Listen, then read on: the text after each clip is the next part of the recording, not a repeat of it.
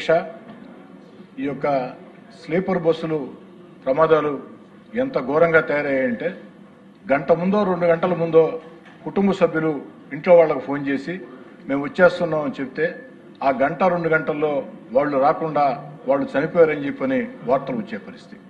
అధ్యక్ష, ఇందుకు ప్రధాన కారణం ఈ స్లీపర్ బస్సుల్లో ఏమాత్రం ప్రమాణాలు పాటించడంలా, 2 డ్రైవర్లు ఉండాలా కానీ ఒక్క డ్రైవరే ఉంటున్నారు. సేఫ్టీ మెజర్మెంట్స్ ఏమి కూడా తీసుకోవటంలా, ఎక్కడా కూడా పాటించడంలా. అన్నిటికీ మించి మద్యం తాగి కొంతమంది ఆ వాహనాలు నడుపుతూ ఉన్నారు. ఆ మద్యం తాగారా లేదా అన్న టెస్టులు నిర్వహించడంలా.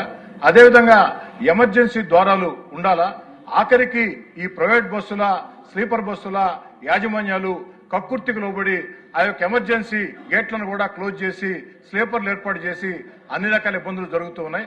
అధ్యక్ష, 10 ప్రమాదాలు జరిగితే నాకు తెలిసి దాంట్లో 1-2 ప్రమాదాలు, మిగతా ఎన్ని కూడా నిర్లక్ష్యంగా జరిగిన ప్రమాదాలు.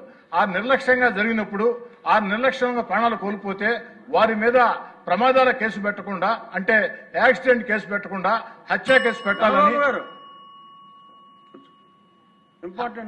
హత్య కేసు పెట్టాలని, పీడీ యాక్ట్ పెట్టాలని చెప్పి నేను కోరుతూ ఉన్నా. ఎందుకని చెప్తున్నాడు అధ్యక్ష, ఇందాకే చెప్పా మీకు, ఒక యాక్సిడెంట్ 10 యాక్సిడెంట్లో ఒక యాక్సిడెంట్ జరిగితే దాని మామూలు యాక్సిడెంట్, కానీ నిర్లక్ష్యం కారణంగా ఆ యొక్క మనుషులు చనిపోతే ఎంత బాధాకరమో, ఆ కుటుంబాల శోకం ఎవరికి చెప్పుకోవాలో ఒక్కసారి ఆలోచన సాగించండి. కాబట్టి వాళ్ళ మీద కఠిన చర్యలు తీసుకోవాలా. అన్నిటికీ మించి ప్రభుత్వానికి ఒక సూచన చేస్తున్నా, ముఖ్యంగా రవాణా శాఖ మంత్రి గారు రాంప్రసాద్ రెడ్డి గారు యువకుడు, ఈ రోజు ఈ యొక్క స్లీపర్ బస్సుల్లో గానీ ఈ బస్సుల్లో గానీ టికెట్ల బుకింగ్ కి ఏదైతే అభి అని, రెడ్ అని, మా బస్సు అని చెప్పని బుకింగ్